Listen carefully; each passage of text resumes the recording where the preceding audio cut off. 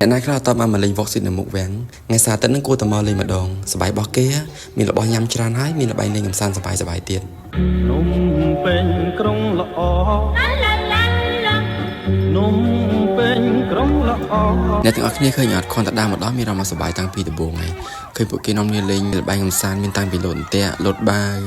និយាយទៅទោះបីជាមិនបានចូលលេងក៏មានអារម្មណ៍សប្បាយដែរហើយពីមុនបើសិនជាចង់លេងល្បែងកម្សាន្តជុំគ្នាអញ្ចឹងតើតែមានបុណ្យទានឬក៏ថ្ងៃចូលឆ្នាំអីតែឥឡូវថ្ងៃចុងសប្តាហ៍ក៏អ្នកគ្នាអាចលេងសប្បាយបានដែរដើរហួសតែពីមកផែនទីមកគឺដល់កន្លែងលក់របស់ញ៉ាំហើយអ្នកទាំងអស់គ្នាត្រៀមទៅលុយមកមិនខ្វះទេរបស់ញ៉ាំគឺថាមានលក់ហូរហែបន្តគ្នាអញ្ចឹងហ្មងខ្ញុំនេះដើររំរងរកក្រៅមុនគេដោយសារអាកាសធាតុក្តៅទៅចង់ញ៉ាំរបស់ត្រជាក់នំបញ្ចុកសឡបាហើសឡការីនំខ្មែរច្រើនប្រភេទគឺមានលក់នៅនេះទាំងអស់ចឹងអ្នកទាំងអស់គ្នាមកលេងវ៉ុកស៊ីតនេះកុំបារម្ភខ្វះរបស់ញ៉ាំ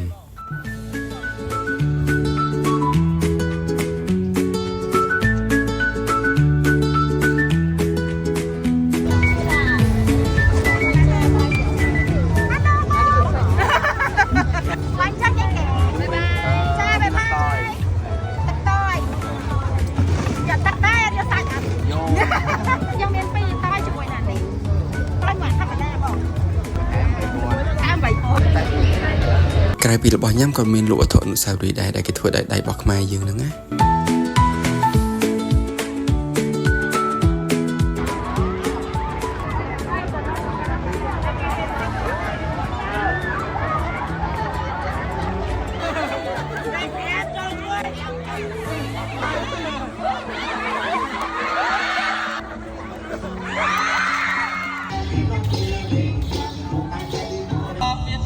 ភាពអើយ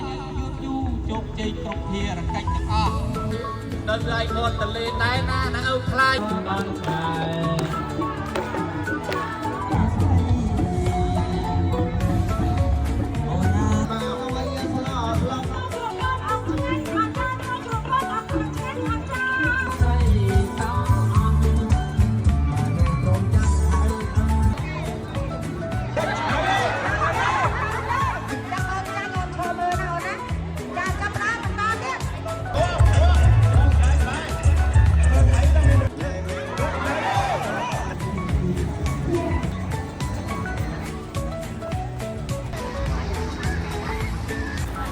នៅនេះក៏មានអ្នកតាំងសភៅអាចឲ្យអ្នកនេះអានលេងបានដែរមកវ៉ុកស៊ីតនេះបានទាំងដើរលេងញ៉ាំអីលេងល្បែងកម្សាន្តហើយចង់អង្គុយអានសភៅក៏បានដែរ